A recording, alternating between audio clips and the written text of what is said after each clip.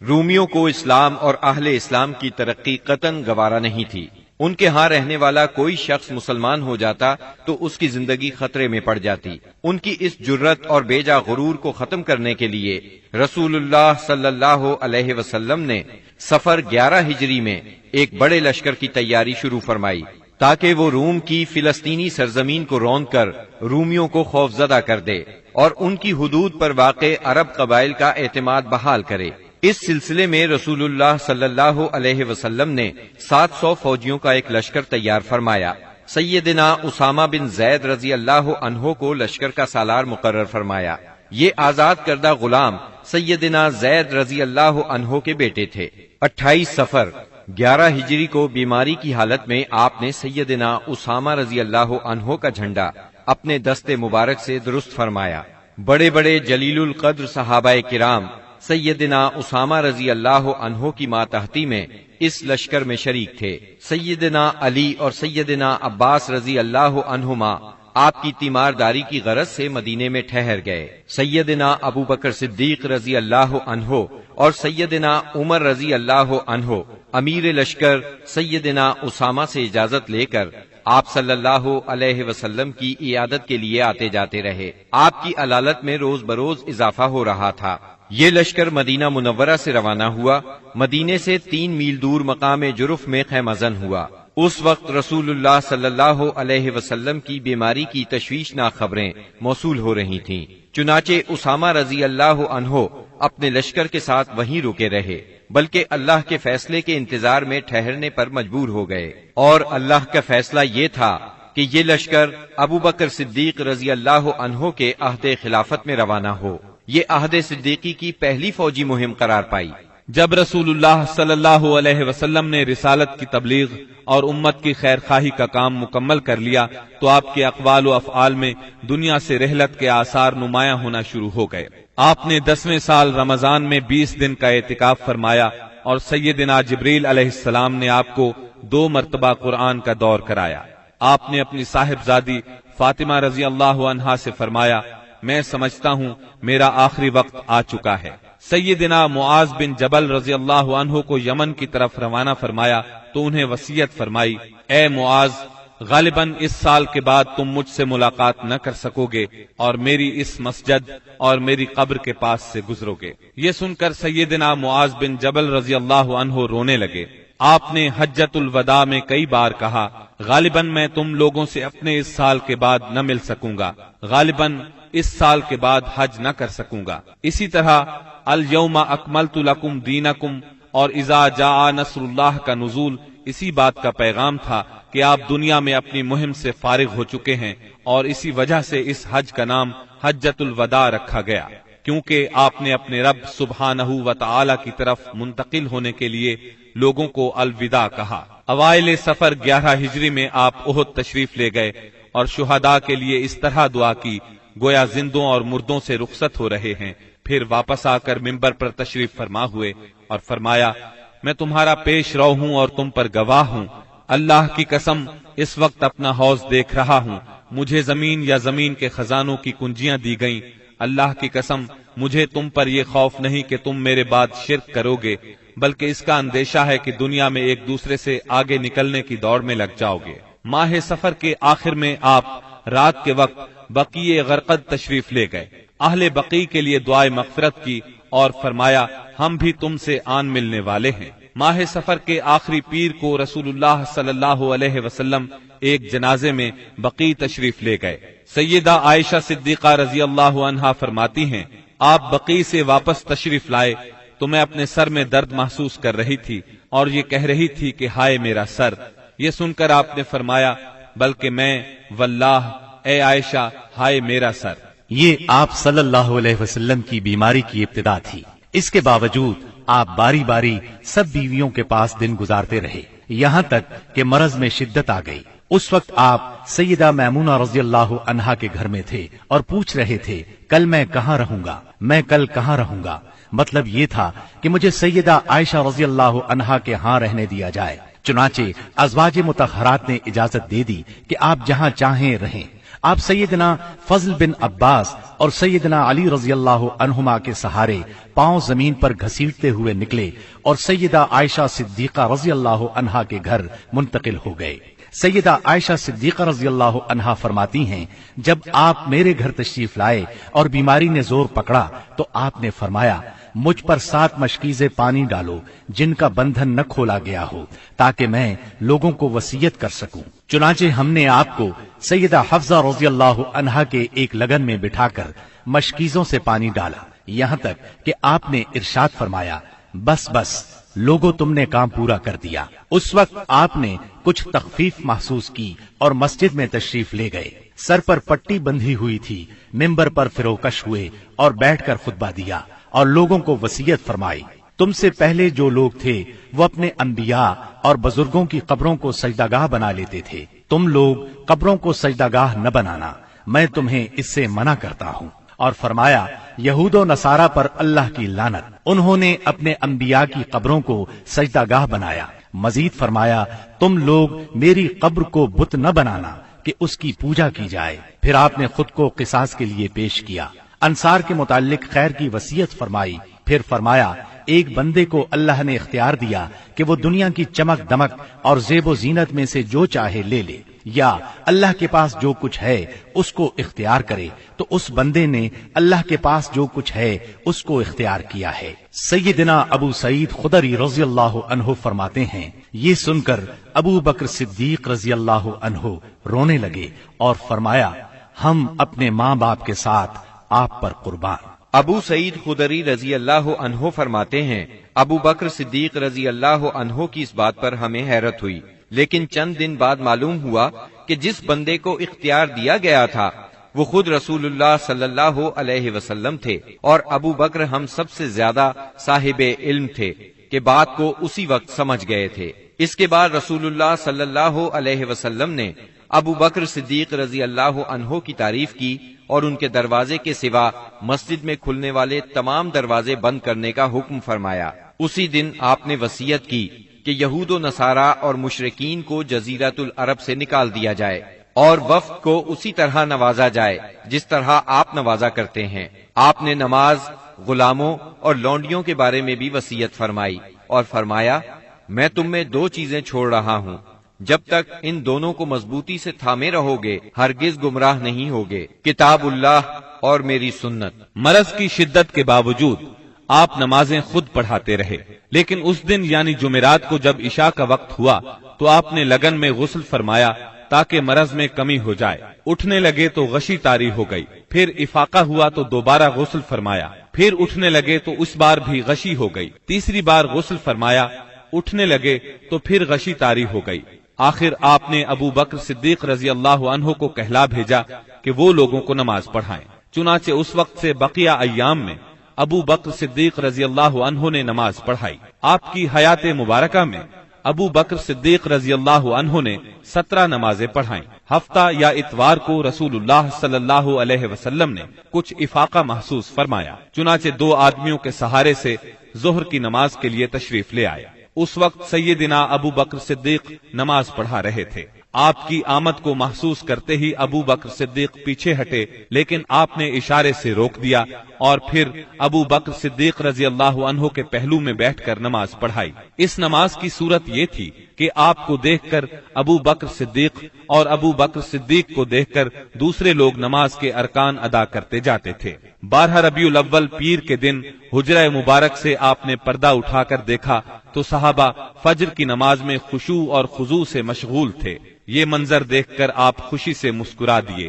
مسلسل علالت کے باعث کمزوری بہت ہو گئی تھی۔ سیدہ عائشہ صدیقہ رضی اللہ عنہا کا سہارا لے کر لیٹ گئے۔ اسی روز یا اسی ہفتے میں کسی روز آپ نے سیدہ فاطمہ رضی اللہ عنہا کو بلایا اور کچھ سرگوشی کی، وہ سن کر رونے لگی، پھر کچھ سرگوشی کی تو وہ ہنسنے لگی۔ سیدہ عائشہ نے پوچھا تو چھپا گئیں، لیکن نبی صلی اللہ علیہ وسلم کی وفات کے بعد انہوں نے بتایا کہ پہلی مرتبہ آپ صلی اللہ علیہ وسلم نے فرمایا تھا کہ آپ اپنے اسی مرض سے وفات پا جائیں گے۔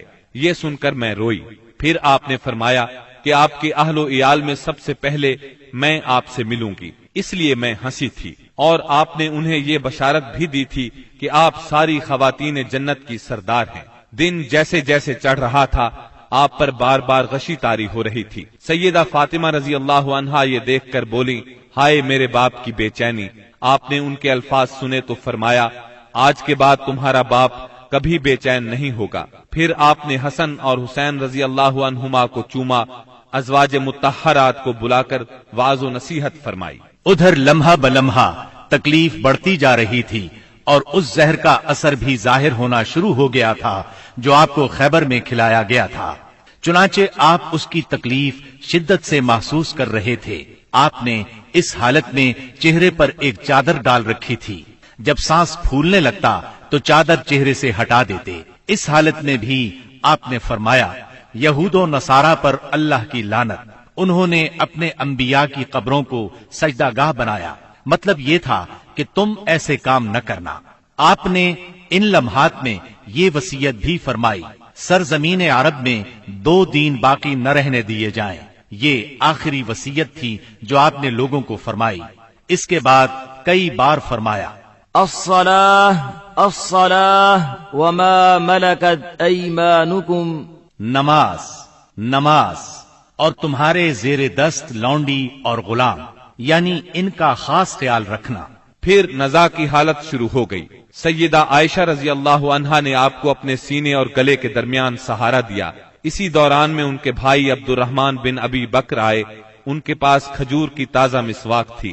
رسول اللہ صلی اللہ علیہ وسلم مسواک کی طرف دیکھنے لگے۔ سیدہ عائشہ صدیقہ سمجھ گئیں کہ آپ مسواک کرنا چاہتے ہیں۔ انہوں نے پوچھا، کیا آپ مسواک کرنا چاہتے ہیں؟ آپ نے سر کے اشارے سے ہاں فرمایا۔ چنانچہ انہوں نے مسواک لے کر چبائی، نرم کی اور پھر آپ نے اس کو لے لیا۔ نہایت اچھی طرح مسواک کی۔ آپ کے سامنے پیالے میں پانی تھا۔ آپ پانی میں دونوں ہاتھ ڈال کر چہرہ پونچھتے جاتے تھے اور فرماتے جاتے تھے، لا الہ الا اللہ ان للموت سکرات، اللہ کے سوا کوئی معبود نہیں، بے شک موت کے لیے سختیاں ہیں۔ پھر آپ نے دونوں ہاتھ یا انگلی اٹھائی، نگاہ چھت کی طرف بلند کی، دونوں ہونٹوں پر کچھ حرکت ہوئی۔ سیدہ عائشہ رضی اللہ عنہا نے کان لگایا تو آپ فرما رہے تھے، ان انبیاء، صدیقین، شہداء اور صالحین کے ساتھ جنہیں تو نے انعام سے نوازا، اے اللہ مجھے بخش دے اور مجھ پر رحم فرما اور مجھے رفیق اعلیٰ میں پہنچا دے، اے اللہ رفیق اعلیٰ۔ آخری فقرہ 3 بار دہرایا اور روح پرواز کر گئی، ہاتھ جھک گیا اور آپ رفیق اعلیٰ سے جا ملے۔ یہ پیر کا دن تھا، ربیع الاول کی 12 تاریخ اور ہجرت کا 11واں سال تھا۔ اس وقت نبی صلی اللہ علیہ وسلم کی عمر 63 سال 4 دن ہو چکی تھی۔ انا للہ و انا الیہ راجعون۔ اس سانحہ عظیم کی خبر آن کی آن میں صحابہ کرام رضی اللہ عنہم میں پھیل گئی۔ دنیا ان پر تاریک ہو گئی۔ قریب تھا کہ وہ اپنے حواس کھو بیٹھتے، کیونکہ کوئی دن اس سے تابناک اور روشن نہیں تھا جس دن آپ مدینہ منورہ تشریف لائے تھے، اور کوئی دن اس دن سے زیادہ تاریک نہیں تھا جس دن آپ نے وفات پائی۔ صحابہ کرام رو رو کر اس طرح آہیں بھر رہے تھے جیسے حاجیوں کا شور برپا ہو۔ دوسری طرف سیدنا عمر رضی اللہ عنہ کی رنج اور غم سے یہ حالت تھی کہ مسجد کے صحن میں کھڑے فرما رہے تھے، رسول اللہ صلی اللہ علیہ وسلم اس وقت تک وفات نہیں پا سکتے جب تک کہ اللہ تعالی منافقین کو فنا نہ کر دے۔ آپ ان لوگوں کو قتل کرنے کی دھمکیاں دے رہے تھے جو یہ کہیں کہ آپ وفات پا گئے ہیں۔ ابو بکر صدیق رضی اللہ عنہ اس وقت وہاں موجود نہیں تھے۔ صبح کی نماز کے بعد جب انہوں نے آپ کے مرض میں کمی محسوس کی تو سخ میں واقع اپنے مکان پر چلے گئے تھے۔ جو ہی انہیں آپ کی وفات کی خبر ملی، فوراً گھوڑے پر سوار ہوئے اور اتر کر مسجد نبوی میں داخل ہوئے۔ لوگوں سے کوئی بات نہ کی، سیدھے عائشہ صدیقہ کے حجرے میں گئے، آپ کے جسد اطہر کی طرف بڑھے۔ آپ کا جسد دھاری دار یمنی چادر سے ڈھکا ہوا تھا۔ انہوں نے چادر چہرہ مبارک سے اٹھائی، پیشانی پر بوسہ دیا، روئے اور فرمایا، میرے ماں باپ آپ پر قربان، اللہ آپ پر 2 موتیں جمع نہیں فرمائے گا۔ جو موت آپ کے لیے لکھ دی گئی تھی وہ آ چکی۔ اس کے بعد سیدنا ابو بکر صدیق رضی اللہ عنہ باہر تشریف لائے اور فرمایا، عمر بیٹھ جاؤ۔ مگر انہوں نے بیٹھنے سے انکار کر دیا، چنانچہ انہیں ان کے حال پر چھوڑ کر ابو بکر صدیق رضی اللہ عنہ منبر کے پاس تشریف لائے اور اس کے بازو میں کھڑے ہو گئے۔ صحابہ کرام بھی سیدنا عمر رضی اللہ عنہ کے پاس سے ہٹ کر ان کے پاس جمع ہو گئے۔ سیدنا ابو بکر صدیق رضی اللہ عنہ نے فرمایا، تم میں سے جو شخص محمد صلی اللہ علیہ وسلم کی پوجا کرتا تھا تو وہ جان لے کہ محمد صلی اللہ علیہ وسلم کی موت واقع ہو چکی ہے، اور تم میں سے جو شخص اللہ کی عبادت کرتا تھا تو یقیناً اللہ ہمیشہ زندہ رہنے والا ہے، کبھی نہیں مرے گا۔ پھر سیدنا ابو بکر صدیق رضی اللہ عنہ نے سورہ آل عمران کی آیت نمبر 144 تلاوت کی۔ محمد نہیں ہیں مگر رسول ہی، ان سے پہلے بھی بہت سے رسول گزر چکے ہیں، تو کیا اگر ان کی موت واقع ہو جائے یا وہ قتل کر دیے جائیں تو تم لوگ اپنی ایڑیوں کے بل پلٹ جاؤ گے؟ اور جو شخص اپنی ایڑیوں کے بل پلٹ جائے تو وہ اللہ کو کچھ نقصان نہیں پہنچا سکتا۔ سیدنا ابن عباس رضی اللہ عنہ ارشاد فرماتے ہیں، اللہ کی قسم ایسا لگتا تھا کہ لوگوں نے اس سے پہلے جانا ہی نہیں تھا کہ اللہ نے یہ آیت نازل فرمائی ہے۔ یہاں تک کہ ابو بکر صدیق رضی اللہ عنہ نے اس آیت کی تلاوت کی تو سارے لوگوں نے ان سے یہ آیت اخذ کی، اور تب ایسا محسوس ہوا کہ ہر کوئی اس آیت کی تلاوت کر رہا ہے۔ خود سیدنا عمر رضی اللہ عنہ کا ارشاد ہے، اللہ کی قسم میں نے جو ہی سیدنا ابو بکر صدیق رضی اللہ عنہ کو یہ آیت تلاوت کرتے سنا تو جان گیا کہ یہ حق ہے، پس میں ٹوٹ کر رہ گیا، یہاں تک کہ میرے پاؤں مجھے اٹھا ہی نہیں رہے تھے، اور میں زمین کی طرف لڑھک گیا، اور میں نے جان لیا کہ واقعی نبی اکرم صلی اللہ علیہ وسلم کی وفات ہو چکی ہے۔ اس آیت کا سننا تھا کہ صحابہ کرام کی آنکھیں کھل گئیں، اور ایسا معلوم ہوا کہ یہ آیت آج ہی اتری ہے۔ ہر صحابی کی زبان پر یہی آیت تھی، اسی کا چرچا تھا۔ نبی کریم صلی اللہ علیہ وسلم کی تجہیز و تکفین کا کام منگل کو شروع ہوا۔ سیدنا فضل بن عباس، سیدنا علی المرتضی اور سیدنا اسامہ بن زید رضی اللہ عنہم نے غسل دیا۔ سیدنا عباس رضی اللہ عنہ بھی موجود تھے۔ سیدہ عائشہ صدیقہ رضی اللہ عنہا کے حجرے میں آپ نے وفات پائی، وہیں آپ کو دفن کیا گیا۔ یہ حجرہ آج تک روضہ نبوی کے نام سے موسوم ہے۔ اللهم صل على محمد وعلى آل محمد كما صليت على إبراهيم وعلى آل إبراهيم إنك حميد مجيد۔ اللهم بارك على محمد وعلى آل محمد كما باركت على إبراهيم وعلى آل إبراهيم إنك حميد مجيد۔ اب ذرا سرکار دو عالم صلی اللہ علیہ وسلم کے حلیہ مبارک کا بیان ہو جائے۔ سیدہ ام معبد رضی اللہ عنہا نے رسول اللہ صلی اللہ علیہ وسلم کا جو حلیہ مبارک بیان فرمایا ہے، الرحیق المختوم کے مؤلف نے اس کو اپنے الفاظ میں کچھ اس طرح بیان کیا ہے: چمکتا دمکتا رنگ، تابناک چہرہ، خوبصورت ساخت، جمال جہاں تاب کے ساتھ ڈھلا ہوا پیکر، سرمگی آنکھیں، دراز پلکیں، بھاری آواز، چمکدار لمبی گردن، گھنی داڑھی، باریک اور باہم پیوستہ ابرو، خاموشی کی حالت میں باوقار، گفتگو کریں تو منہ سے پھول جھڑیں، دور و نزدیک سے دیکھنے میں سب سے زیادہ تابناک اور پرجمال، خوبصورت، شیریں ادا، گفتگو چاشنی لیے ہوئے، بات واضح اور دو ٹوک، انداز ایسا کہ لڑی سے جیسے موتی جھڑیں، درمیانے سے قدرے نکلتا ہوا انتہائی جاذب نظر قد، جیسے دو شاخوں کے درمیان ایک انتہائی تر و تازہ شاخ، آپ کے رفقا آپ کے گرد حلقہ بنائے ہوئے، کچھ فرمائیں تو توجہ سے سنتے ہیں، کوئی حکم دیں تو لپک کر بجا لائیں، رنگ مبارک، نہ بہت سفید نہ گندم گوں، اعضاء متناسب، سینہ کشادہ، کندھوں کے درمیان عام تناسب سے قدرے زیادہ فاصلہ، سر بڑا لیکن متناسب، کشادہ پیشانی جس سے شرافت ٹپکے، بال مبارک سیاہ اور گھنے، قدرے گھنگرالے جو کانوں کی لو تک آتے تھے، بھویں محرابی یعنی آپس میں ملی ہوئی، رخ انور سبک، درازی کی طرف مائل، اس قدر روشن اور چمکدار کے دل میں اتر جائے۔ بڑی بڑی سیاہ آنکھیں، لمبی پلکیں، خوبصورت ابھری ہوئی ستواں ناک، دانت کشادہ، چمکدار، موتیوں کی مانند، جلد صاف، نرم اور ریشم سے زیادہ ملائم، چہرہ انور پر غور و فکر کے آثار نمایاں۔ غرض آپ مکے بھر میں سب سے زیادہ حسین تھے، اور آگے بڑھ کر کہتا ہوں آپ دنیا بھر میں سب سے زیادہ خوبصورت تھے۔ سبحان اللہ۔